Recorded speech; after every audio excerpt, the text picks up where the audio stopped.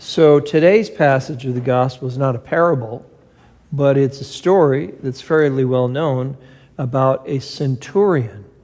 We're not told he was a Roman centurion, but if you know history, he was Roman, because the Greeks were no longer in power. A centurion, that word comes from the word century, which you know means 100, which means he was basically a captain in the army, but they didn't use the term back then. He was in charge of 100 soldiers. So he had standing in the community. He had power. He had authority. And the amazing thing is, we don't even know his name, but the words he spoke that day are repeated by Catholics at Mass all over the world every day, millions and millions of times. Right before we receive the Holy Eucharist, we repeat his words, "Lord, I am not worthy for you to come under my roof, but only say the word, and my soul shall be healed." So I think we can learn a number of lessons from this.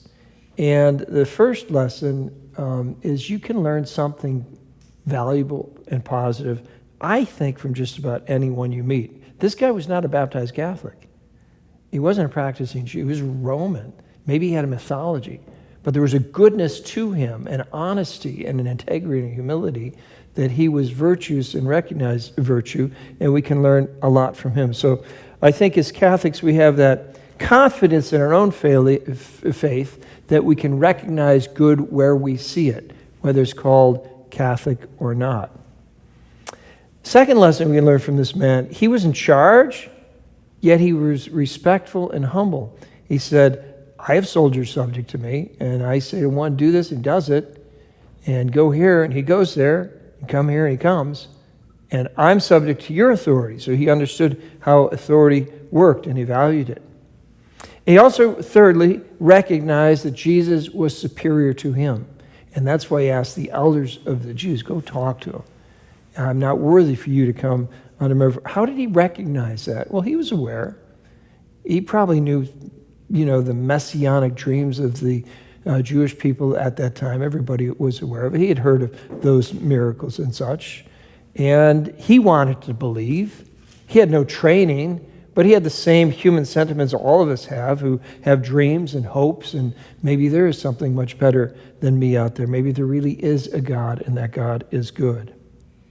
When the centurion said, I am not worthy for you to come under my roof, the church has embraced that as a wonderful way for each of us to prepare for Holy Communion every day when we repeat those words. Lord, I am not worthy to receive you, but only say the word, and my soul shall be healed.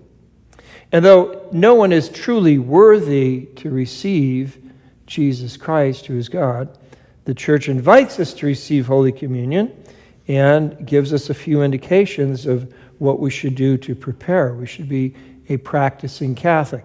In most cases, there are certain cases where you don't have to be practicing Catholic because you're in danger of death, right? But normally we're not in danger of death, right? So you got to be a practicing Catholic. Second, age of reason, 7 years and older. You should keep the 1 hour fast from food and beverage. Now, different cultures keep track of time differently.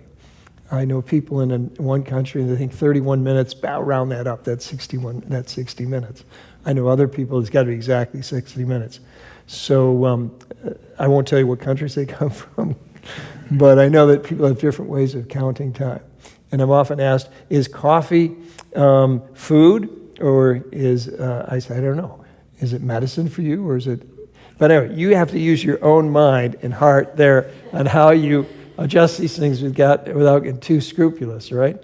But we should keep that hour fast before we receive Holy Communion. I remember years ago at Northridge Prep, a 6th grade boy came to me and said, oh, Father, I got gum in my mouth. Can I receive communion? I said, when did you put the gum in your mouth? He said, 2 minutes ago.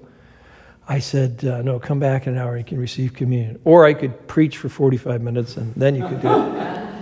A couple weeks later, another kid came to me, I got gum in my mouth. Can I receive communion? I said, when did you put the gum in your mouth? He said, 2 days ago.